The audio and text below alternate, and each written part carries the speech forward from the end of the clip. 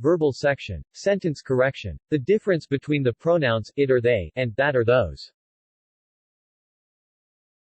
It, they, that, and those are all pronouns.